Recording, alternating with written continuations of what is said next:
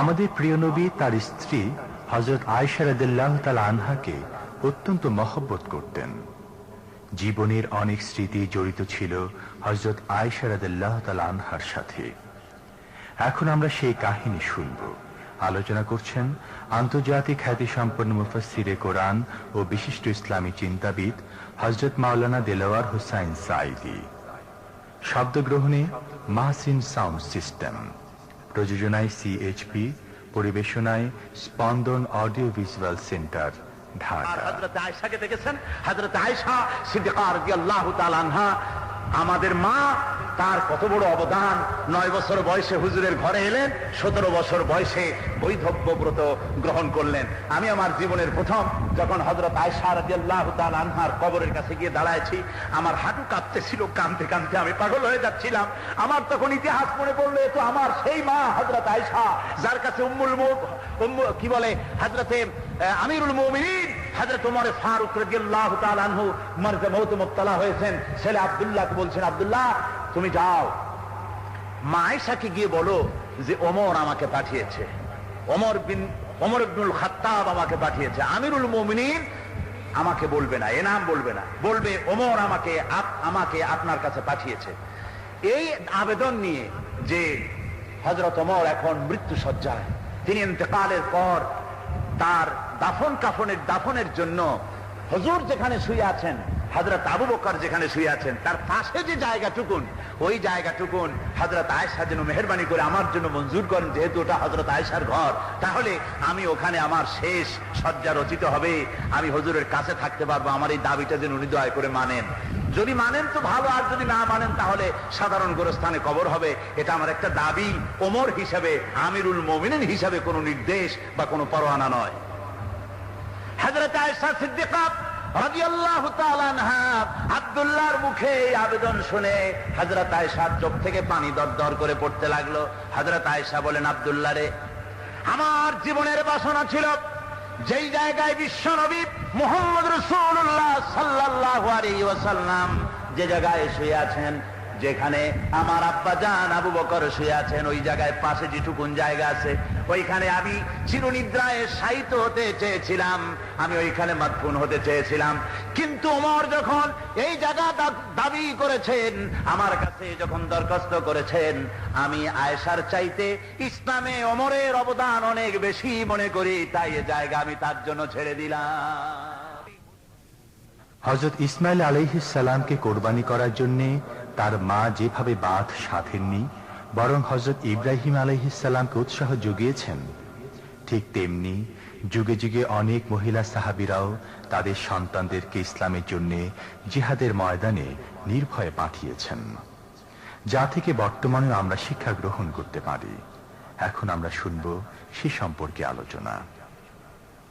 হযরতে জুবায়েরের মা, জুবায়ের রাদিয়াল্লাহু তাআলা আনহু, তার মাকে, মা হচ্ছেন হযরত আবু বকর রাদিয়াল্লাহু তাআলা আনহুর মেয়ে হযরতে আসমা রাদিয়াল্লাহু তাআলা আনহা। যুদ্ধের ময়দান থেকে জুবায়ের ফিরে এসেছে। মা বলছে, বাবা, যুদ্ধের ময়দান থেকে ফিরে আসলে ইসলাম কি কায়েম হয়ে গেছে নাকি? যুদ্ধ কি ইসলাম বিজয় হয়ে গেছে? কয় না, যুদ্ধ চলতেছে। যুদ্ধের ময়দান থেকে তুমি ফিরলা কেন? মায়ের প্রশ্ন। মা কারে বলে, যুদ্ধের ময়দান থেকে ফিরলা কেন? মা, যুদ্ধের ময়দানে মানুষ খুব শহীদ হতেছে, ময়দানে আপনার কথা আমার মনে পড়লো, তাই আমি ফিরে এলাম আপনার কাছ থেকে দোয়া নিতে। আশ্চর্য কথা, তুমি তো কাপুরুষ। যুদ্ধের ময়দানে মায়ের কথা, স্ত্রীর কথা যার মনে পড়ে, সে তো বীর পুরুষ হতে পারে না। জুবায়ের বলছেন, মা, যুদ্ধের ময়দানে দেখলাম যে শহীদ হয়, তারে ওরা নাক কাটতেছে, কান কাটতেছে, গলা কাটতেছে, হাত পাও কাটতেছে, এভাবে বিকলাঙ্গ করতেছে। আমি তাই দেখে আপনার কাছে দোয়া চাইতে এলাম। হযরতে জুবায়েরের মা আসমা বিনতে আবি বকর রাদিয়াল্লাহু তাআলা আনহা, হযরতে আসমা বলছেন, বাবা, ছাগল যদি জবাই হয়ে গেল, তারপরে ছাগলের গোশত দিয়া কাবাব হবে না ভুনা হবে, তা জানার দরকার কি ছাগলের? তুমি যখন শহীদই হয়ে যাবা, তোমার হাত কাটুক না নখ কাটুক, তা তোমার জানার দরকার কি? এরকম মায়ের প্রতি সালাম জানাইয়া জুবায়ের বলল, হুজুর, আমার মা আপনার মতো মায়ের পেটে আসছি বলে আমি ধন্য হয়ে গেছি, আপনি আমার জন্য দোয়া করেন। ময়দানে আসলেন, শাহাদাত বরণ করলেন। মায়েদেরকে এরকম হতে হবে, মায়েদেরকে হাজেরার মতো হতে হবে, সন্তানদেরকে দ্বীনের রাস্তায় নামায় দিতে হবে। শহীদ হতেছে দেখে মায়েরা ভয় পাবেন না। হযরত হাজরাকে যখন শয়তান বলেছিল, হাজরা তোমার ইসমাইল কোথায়? বলে ইসমাইলকে তো তার বাবা নিয়ে গেছে জিয়াফত খেতে, দাওয়াত খেতে। কয় না, তোমার স্বামী তোমার ছেলেকে জবাহ করবে সেই জন্য নিয়ে গেছে। হযরতে হাজরা বলে, বাপ কি পারে ছেলেকে জবাহ করতে? কি কথা কও তুমি? শয়তানের চেনে নাই। শয়তান কয় যে তোমার স্বামীর খোদা তোমার স্বামীকে অর্ডার করেছে ইসমাইলকে জবাহ করার জন্য। হযরত হাজরা বলছেন, এইবার তোরে আমি চিনছি, তুই তো শয়তান।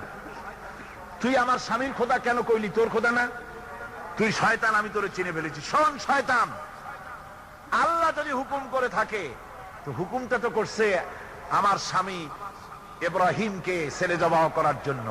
আমি হাজরা আল্লাহর নামে কসম করে বলি, আমার আল্লাহ যদি ইব্রাহিমকে হুকুমটা না করে আমারে যদি হুকুম করত ছেলে জবাহ করতে, তাহলে আমার অমন আল্লাহকে খুশি করার জন্য আমার যদি 1000 ইসমাইল থাকতো, আমার নিজ হাতে আল্লাহরে খুশি করার জন্য ইসমাইল গুলি জবাহ করতে পারতাম।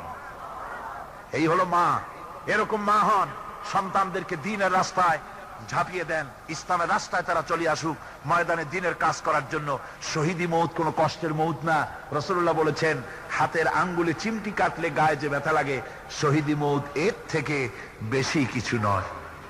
সুতরাং আমি বোনেদেরকে বলতে চাই যে অধিকার প্রতিষ্ঠার ব্যাপারে ইসলাম নারীকে সব রকমের অধিকার দিয়েছে, কোন অধিকারই তাকে কম করে দেয়নি, সব অধিকার সমান করে দিয়েছে। স্বামীকে আপনি আপনার স্বামীকে ইসলামের রাস্তায় পরিচালিত করবেন, এটা আপনার দায়িত্ব।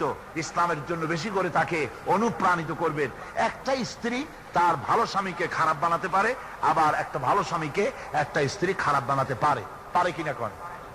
স্বামীটা কম বেতন পায়, স্ত্রী যদি খারাপ হয় আর যদি বারবার স্বামীকে ইনসিস্ট করতে থাকে যে পাশের বাড়ির বল্টু মিয়া সে চাকরি করে, যা তুমিও চাকরি করো, তাই একই চাকরিতে বল্টু মিয়ার বাড়িতে ডিশ এন্টিনা আছে, কালার টেলিভিশন আছে, এসি আছে, ডিসি আছে বাড়িতে, তোমার বাড়িতে এগুলি হয় না কেন? হয় না তো এই জন্য যে লোকটা ভালো, সুদ ঘুষ খায় না, সেই জন্য হয় না। বউর চাপে পড়ে, বউর গালাগালি শুনিয়া, বউর মুখ মলিন দেখিয়া এই ভালো স্বামীটা আস্তে আস্তে খারাপ হতে বাধ্য হয়, ঠিক কিনা? আবার একটা খারাপ স্বামী স্ত্রী যদি তার পেছনে লেগে থাকে, শীতটাতে কি হয়েছে, তুমি ওঠো, আমি পানিটা গরম করে রেখেছি, পানি ঠান্ডা না, ওঠো, উজুটা করে নাও, নামাজটা আদায় করো, যায় নামাজটা বিছায় দিয়েছি, তাকে যত্ন করে উঠাইয়া উজু করাইয়া নামাজটা পড়াবার জন্য আপনি বলতে পারেন তুমি যে বেতন পাও হালাল বেতন দিয়ে আমাদের চালাও, আমাদের টেলিভিশন দরকার নাই, এসির দরকার নেই, আল্লাহ যেভাবে চালায় সেইভাবে চলবো। এভাবে করে ইচ্ছে করলে একটা খারাপ স্বামীকে ভালোবাসা দিয়া, মোহব্বত দিয়ে আপনি বাগে আনতে পারবেন। মনে রাখবেন, অভিমান দিয়ে, গালাগালা দিয়া, রাগারাগি করে কোন মানুষকে মন জয় করা যায় না। মন জয় করতে হয় ভালো ব্যবহার দিয়ে, উত্তম ব্যবহার দিয়ে। হাসি মুখে কথা বলাটাও একটা সত্তা। হযরত আবু হুরায়রা রাদিয়াল্লাহু তাআলা আনহু থেকে বর্ণিত একটি হাদিসের মাধ্যমে এখন আমরা জনৈক মহিলা অপরাধকারিণীর আত্ম অনুশোচনার কথা শুনব। হযরত আবু হুরায়রা রাদিয়াল্লাহু তাআলা আনহু তিনি বলছেন যে আমি এশার নামাজ পড়ে মসজিদে নববী থেকে এশার নামাজ পড়ে ঘরে আসতেছিলাম। ঘরে আসার সময় দেখি আমার দরজার কাছে একজন মহিলা দাঁড়ান। সে আমাকে সালাম বলল, আমি তাকে তার সালামের জবাব দিয়ে ঘরের মধ্যে প্রবেশ করলাম। কিছুক্ষণ পরে মহিলা দরজায় নক করলেন। আমি দরজা খুলে জিজ্ঞেস করলাম, কি চাও? তিনি বললেন যে আমি শয়তানের ওয়াসওয়াসায় পড়ে জিনা করেছি এবং এই জিনা করার পর আমি গর্ভবতী হয়েছি, এরপরে একটা সন্তান হয়েছে, আমি সেই সন্তানকেও মেরে ফেলে দিয়েছি। এখন আমার বাঁচার পথ, আমার এখন এই গুনাহ মাফ হওয়ার পথ। হযরত আবু হুরায়রা রাদিয়াল্লাহু তাআলা আনহু বলছেন যে অসম্ভব, তোমার এই গুনাহ মাফ হবে না। মহিলা তখন যাওয়ার সময় কাঁদতে কাঁদতে কপালে আঘাত করতে করতে যাচ্ছিল, যাহারে শরীরের এই রূপ, এই যৌবন, এই সৌন্দর্য কি তৈরি হয়েছিল জাহান্নামের আগুনে জ্বলার জন্য? এইভাবে করে চিৎকার দিতে দিতে মহিলা যাচ্ছিল। হযরত আবু হুরায়রা বলেন, আমি সকালবেলায় আল্লাহ রাসূলের সঙ্গে ফজরের নামাজ আদায় করে আল্লাহ নবীকে ঘটনা শোনালাম। বললাম, হে রাসূল, আমি তো মহিলাকে এইরকম জবাব দিয়েছি। হযরত আবু হুরায়রা দৌড়ে গেলেন, বললেন, আমি ছুটতে লাগলাম, এমন ভুল আমি কথা বলেছি, মহিলা তো হতাশ হয়ে গিয়েছে, তিনি খুঁজতে খুঁজতে মহিলাকে পেয়ে গেলেন, যে বলেন, ও মহিলা, আল্লাহর হাবিব তোমার সম্পর্কে এই কথা বলেছেন, তুমি যদি তওবা করো আল্লাহ রাব্বুল আলামিন তোমাকে মাফ করে দিবেন, আর তোমার দোষ ত্রুটিগুলির বিনিময় আল্লাহ তোমাকে নেক দিয়ে বদলায় দিবেন, তোমাকে আল্লাহ মাফ করবেন। মহিলা শোনা মাত্র আল্লাহু আকবার বলে চিৎকার মেরে সিজদায় পড়ে গেলেন। তিনি প্রাণ ভরে কাঁদলেন আর বললেন, আল্লাহ তোমার দরবারে শুকরিয়া আদায় করি যে আমার মতো গুনাহগারের জন্য তুমি যে তওবার দরজা খোলা রেখেছো। তিনি তার নিজের দাসীকে এবং তার বাচ্চাকে, কৃতদাসীকে আল্লাহ শকরার্থে মুক্ত করে দিলেন। আমার ভাইয়েরা, এভাবে করে যারা নাকি আল্লাহর দরবারে যারা এভাবে মাপ চায়, আল্লাহ পাক তাদেরকে মাফ করে দিবেন। তওবা করার জন্য রব্বুল আলামিন পথ খুলে রেখে দিয়েছেন। আবার অন্য হাদিসে এসেছে হযরতে রাসূল পাক সাল্লাল্লাহু আলাইহি ওয়াসাল্লামের কাছে এক বৃদ্ধ এসে বলেছিলেন, হে আল্লাহর নবী, আমি যত গুনাহ করেছি সমস্ত গুনাহ যদি দুনিয়ার মানুষেরকে ভাগ করে দেওয়া হয় তাহলে একযোগে সব মানুষকে তা ডুবাইয়া ছাড়বে, এত গুনাহ আমি করেছি। এমন কোন গুনাহ নাই যে আমি করি নাই। হে আল্লাহ রাসূল, আমার এই গুনাহ মাফ হবে নাকি? আল্লাহর নবী বলেন, তুমি কি মুসলমান হয়েছো? লোকটি বলল, হুজুর আমি মুসলমান হয়ে গেছি। আশহাদু আল্লা ইলাহা ইল্লাল্লাহু ওয়াহদাহু লা শারীকা লাহু ওয়া আশহাদু আন্না মুহাম্মাদান আবদুহু ওয়া রাসূলুহু। পড়েন সবাই, আশহাদু আল্লা।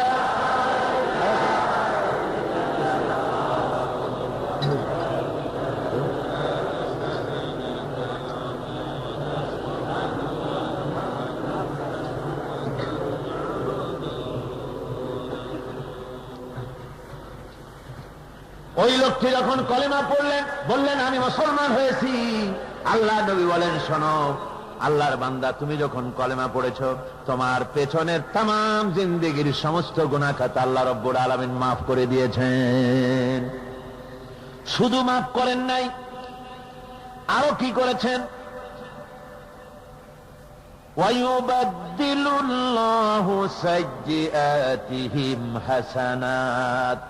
দোষ ত্রুটি তোমার যা আছে, যে ব্যক্তি তওবা করে আল্লাহর পথে চলে, নেক আমল করে, পেছনের জীবনের দোষ ত্রুটি যা করেছেন সবগুলির বদলে আল্লাহ রাব্বুল আলামিন নেকি লিখে দিবেন। জোরে বলেন সুবহানাল্লাহ। তার মানে কি?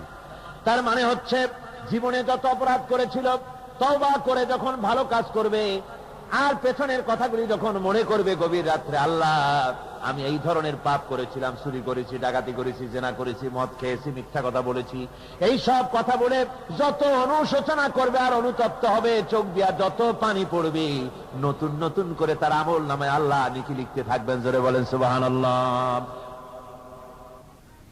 রাসূলুল্লাহ সাল্লাল্লাহু আলাইহি ওয়াসাল্লাম তার দুর্দিনে সবসময় বিবি খাদিজাকে নিজের কাছে পেয়েছেন। ইসলামের দাওয়াত দেওয়ার সাথে সাথেই তিনি তা গ্রহণ করেছেন। এখন আমরা শুনব বিবি খাদিজার সম্পর্কে আলোচনা।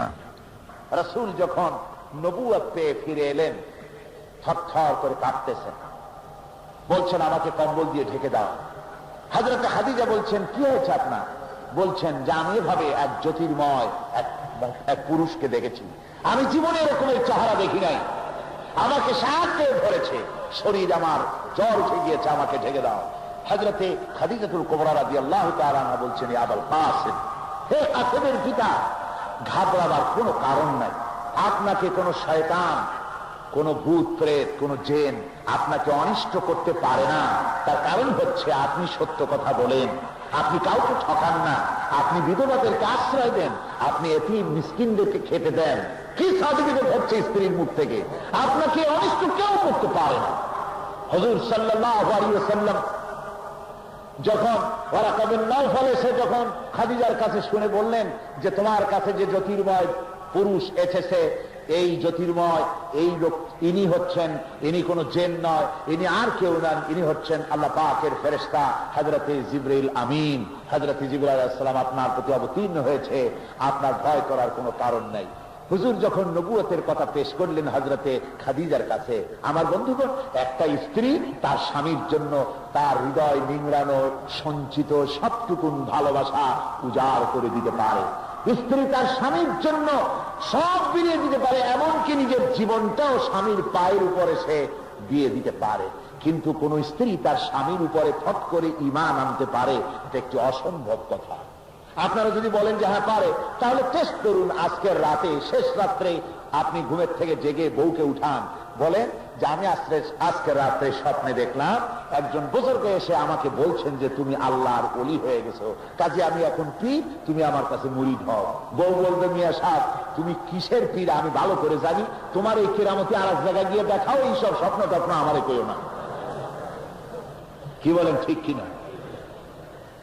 আল্লাহর নবী জনাবে মুহাম্মদ রাসূলুল্লাহ সাল্লাল্লাহু আলাইহি ওয়াসাল্লাম যখন নবুয়তের কথা পেশ করলেন হযরতে খাদিজার সামনে, সর্বপ্রথম হযরতে খাদিজা কোন উচ্চবাচ্য করলেন না, এক মুহূর্ত দেরি করলেন না, সঙ্গে সঙ্গে পড়ে নিলেন লা ইলাহা ইল্লাল্লাহু মুহাম্মাদুর রাসূলুল্লাহ।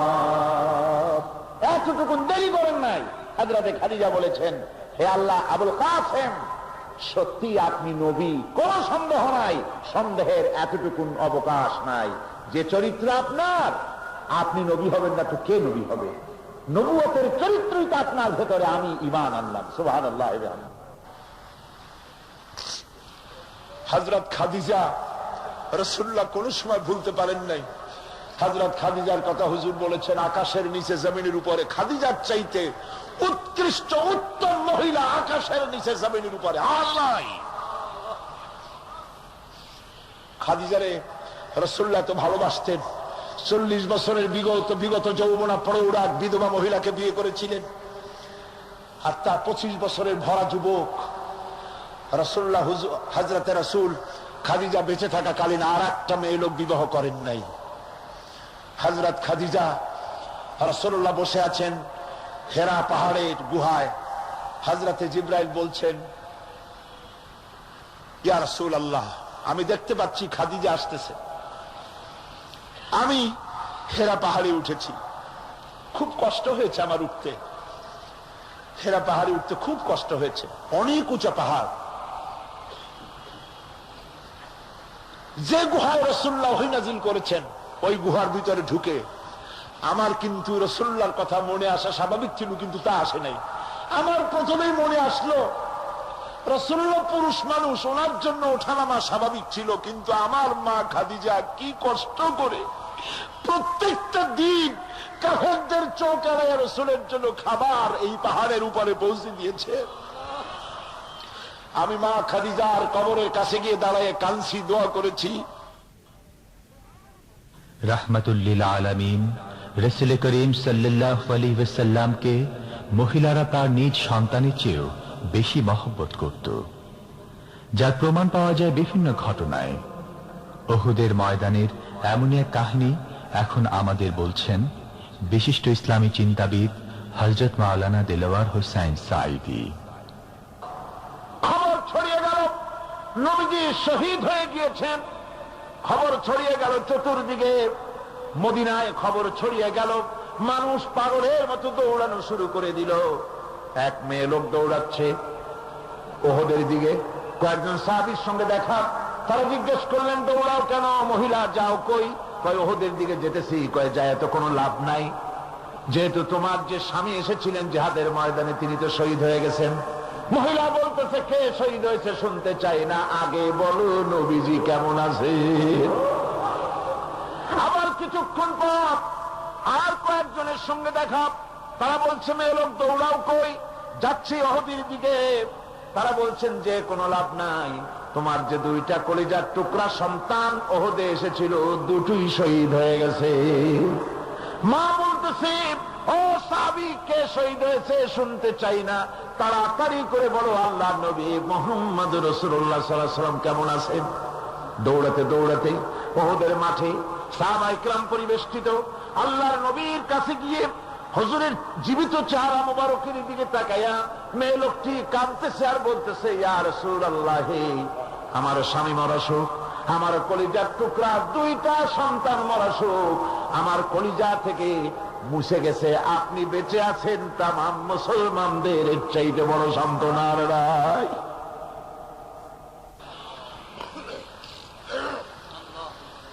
রব্বানা যালামনা আনফুসানা ওয়া ইন লাম তাগফির লানা ওয়া তারহামনা লানাকুনান্না মিনাল খাসিরিন। সবাই পড়েন আমার সাথে, রব্বানা যালামনা আনফুসানা ওয়া ইন লাম তাগফির লানা ওয়া তারহামনা লানাকুনান্না মিনাল খাসিরিন।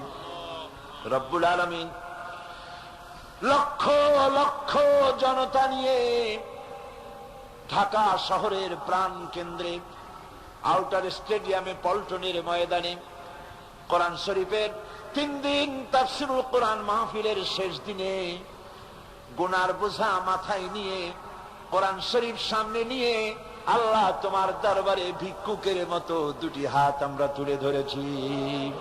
রব্বুল আলামিন এই 3 দিন আমরা যারা কথা বলেছি, আমরা মানুষ, কথার মধ্যে যদি কোনো ভুল ত্রুটি হয়ে থাকে আল্লাহ দয়া করে আমাদের ভুল ত্রুটি মাফ করে দিয়ে পূর্ণ সওয়াব এনায়েত ফরমাও। রব্বুল আলামিন তুমি দয়া করে এই 3 দিনের মাহফিলে যত সওয়াব দান করবা মেহেরবানি করে তা হাদিয়া স্বরূপ আমাদের বিশ্বনবী, কিয়ামতে আমাদের সুপারিশকারী, আমাদের প্রিয় নবী রাহমাতুল লিল আলামিন জনাবে মুহাম্মদ রাসূলুল্লাহ সাল্লাল্লাহু আলাইহি ওয়াসাল্লামের রূহ মুবারকে পৌঁছায়া দাও। রাসূলের সাহাবী, তাবিন, তাবে তাবিন, সিদ্দিকিন, শুহাদা, আম্বিয়া আলাইহিমুস সালাম, আইম্মায়ে মুজতাহিদিন, সালফে সালিহিন, আকাবেরে দ্বীন, উলামায়ে মুতাকাদ্দিমিন, উলামায়ে মুতাআখিরিন, আসফিয়ায়ে কেরাম, तमाम পৃথিবীর মুমিন মুমিনাত যারা কবরে শুয়ে আছে আল্লাহ সকলের আরোহার পরে সওয়াব পৌঁছায়া দাও। রব্বুল আলামিন আজকের এই মাহফিলে আমরা লক্ষ লক্ষ মানুষ তোমার দরবারে হাত তুলে আমাদের আব্বা জানের কথা মনে পড়ে গেল। আমরা যারা আমাদের বাপ হারাইছি, আমাদের মামুনদের মধ্য থেকে, ভাইদের মধ্য থেকে আমরা যারা বাপ হারাইছি, আল্লাহ তুমি দয়া করে আমাদের বাপজানের কবরটাকে জান্নাতের টুকরা বানাইয়া দিও। হায় আল্লাহ তাআলা আমাদেরকে বড় করার জন্য, মানুষ করার জন্য কত স্বপ্ন দেখতো, কত কষ্ট করত। ওই বাপজান চলে গেল, আর তো কেউ নাম ধরে ডাকে না, আর তো কেউ মাথায় পিঠে হাত বুলায় না। আল্লাহ বাপজান যার বিদায় হয়ে গেল, বাবুদ গো কবরটাকে জান্নাতের টুকরা বানাইয়া দাও। আয় আল্লাহ তাআলা আমাদের জনম দুঃখিনী মা, একটা অক্ষর মা, আর মনে হয় যেন তামাম পৃথিবীর সমস্ত মধু এই একটা অক্ষরের মধ্যেই তুমি দিয়ে দিয়েছ। 10টা মাস ধরে মায়ের পেটের ভিতরে বসে মাকে কষ্ট দিয়েছি। মায়ের পেটের ভিতরে হাঁটু দিয়া, মাথা দিয়া, পাও দিয়া গুতাগুতি করে মাকে কষ্ট দিয়েছি পেটের ভিতরে থেকে। ডেলিভারি করার সময় মা প্রচন্ড কষ্ট পেলেন। আয় আল্লাহ তারপরে বুকের রক্ত চুষে চুষে বুকের দুধটা 2-2.5 বছর খেয়েছি। মায়ের কোলে থেকে মাকে পেশাব পায়খানা করে মায়ের কাপড় চোপড় নষ্ট করেছি। কোনদিন বিরক্ত হয়ে একটা আছাড় দেয় নাই, একটা থাপ্পড় মারে নাই। আয় আল্লাহ ক্ষুধা পেটে মা খেতে বসেছে, মায়ের কোলে বসে বাচ্চা পায়খানা করেছে। মা রাগ করে ছেলেকে থাপ্পড় মারে নাই, ভাতের খাবারটা ঠেলে রেখে বাচ্চাটারে পায়খানা সাফ করে নিজে আবার কাপড় পাল্টাইয়া ছেলেটার মুখে চুমা দিয়া আবার খাইতে বসেছে। এইভাবে করে মাকে নির্যাতন করলাম। ওই মা যাদের বিদায় হয়ে গেছে, আল্লাহ মায়ের কবর জান্নাতের টুকরা বানাইয়া দাও। রব্বির হামহুমা কামা রব্বায়ানি সগীরা। সবাই বলেন আমার সাথে, রব্বির হামহুমা কামা রব্বায়ানি সগীরা। আয় আল্লাহ আমাদের মা বাপ যাদের বেঁচে আছে সুস্থ রাখো, ভালো রাখো, ইমানের সাথে রাখো, ইজ্জতের সাথে রাখো। আয় আল্লাহ মায়ের ঋণ তো কিছুতেই শোধ করতে পারবো না, আমরা যদি আমাদের বুকের চামড়া দিয়া মায়ের পায়ের একজোড়া জুতা তৈরি করে দেই, মায়ের এক ফোঁটা দুধের হক তো আদায় হবে না। আল্লাহ, মা যাদের মরে গেছে ওরাই বসে কি হারাইছে। আল্লাহ আমাদের মা যাদের বেঁচে আছে ভালো রাখো, সুস্থ রাখো। আপনারা দোয়া করেন আমার মাও সুস্থ।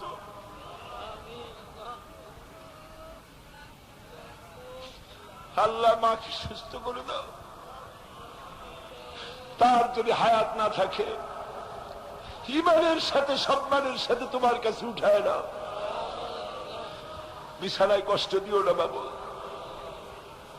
আমার ভাইরা, আমাদের দাদা দাদি নানা নানি আত্মীয় স্বজন যারা মারা গেছে, যারা কবরে শুয়ে আছে, আজিমপুর গোরস্থান, বনানী গোরস্থান, এই বড় শরাব শহরের ভিতরে ওগুলো, ওইটা হচ্ছে নীরব শহর, নীরব নগর।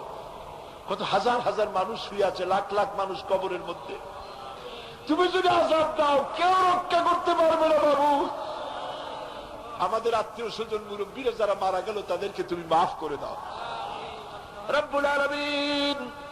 এই মাহফিলের ভিতরে চোর থাকতে পারে, ডাকাত থাকতে পারে, জেনাকার থাকতে পারে, মদখোর থাকতে পারে, আবার এই মাহফিলের ভিতরে তোমার ওলিরাও থাকতে পারে রব্বুল আলামিন। আলেম ওলামা পীর বুজুর্গ মাহফিলে আছেন, মাসুম বেগুনা বাচ্চারাও আছে। আমরা জানি ধান বিক্রি করার সময় ধানের ভিতরে চিটাগুলিও বিক্রি হয়ে যায়, ভালো ভালো তরকারির সঙ্গে পোকা তরকারি গুলিও বিক্রি হয়ে যায়। রব্বুল আলামিন, আজকের ভালো ভালো লোকগুলির সঙ্গে আমাদের মতো গুনাহগার লোকগুলিও তুমি চালাইয়া নাও রব্বুল আলামিন। তোমার আরশে আজিম থেকে পল্টনের ময়দানের দিকে একটু রহমতের নজরে তাকাও। ভাইরা কাঁদবেন, কাঁদবেন। আল্লাহ তোমার রহমতের নজর দিয়ে তাকাও, পল্টনের মাঠের দিকে তাকাও রব্বুল আলামিন। পল্টনের লক্ষ লক্ষ জনতার কান্নার আওয়াজ মদিনায় পৌঁছাইয়া দাও। আয় আল্লাহ তাআলা, এইভাবে যদি আমরা মায়ের কাছে দাঁড়াইয়া মা মা বলে যদি কাঁদতাম, এমন নিষ্ঠুর মা নাই যে কোলে না নিয়ে পারে। সারাদিন দুষ্টামি করার পর যদি মায়ের কাছে গিয়া ভয়তে সারাদিন বাইরে থেকে সারাদিন দুষ্টামি করেছে, ঘরে আসে নাই, শেষ বেলায় ঘরের কাছে গিয়া মা বলে যখন একটা ডাক দেয়, মা তখন আসলের সাথে জড়াইয়া বলে, ছেলে কোথায় গেছিলি এতক্ষণ, সারাদিন কোথায় ছিলি? হায় আল্লাহ, মায়ের চাইতে লক্ষ গুণে মায়া তোমার বেশি। সারা জীবন নাফরমানি করে বেড়াইছি, এবার আমরা গুনাহ মাফ চাইতেছি। আল্লাহ তুমি বলেছো দুনি আস্তাজিব লাকুম, আমারে ডাকো আমি ডাকের সাড়া দেব। আল্লাহ আমরা তো আমাদের দায়িত্ব পালন করলাম, এখন তুমি তোমার দায়িত্ব পালন করো। আল্লাহ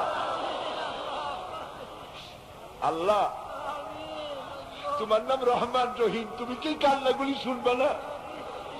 ভাইরা, কয়েক সেকেন্ডের জন্য আমি ছেড়ে দিলাম আপনাদের জন্য। মাথা নিচু করেন, চক্ষু বন্ধ করেন, মাথা নিচু করেন, চক্ষু বন্ধ করেন, সকলে কান্দেন। যার যার নিজের কথা আল্লাহরে কন, যার যার মনের কথা আল্লাহরে বলেন, দোয়া কবুল হবেই হবে ইনশাআল্লাহ।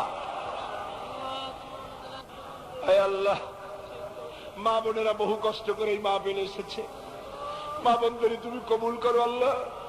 মা বোনদের রোগ ব্যাধিকে ভালো করে দাও, স্বামী স্ত্রীর মধ্যে মিল মহব্বত বাড়ায় দাও, পর্দায় থাকার তৌফিক দাও, নিঃসন্তানীকে সন্তান দাও আল্লাহ। মা বোনদের উপরে খাস রহমত নাজিল করো আল্লাহ।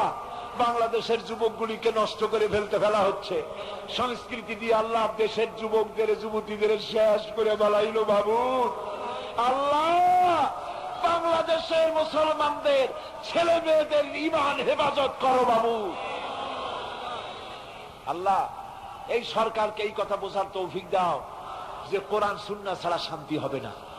আজকের মাহফিলে যত রাজনৈতিক দলের নেতা কর্মীরা আসছে সকলকে এই কথা বোঝার তৌফিক দাও যে কোরআন সুন্নাহ ছাড়া শান্তি হবে না।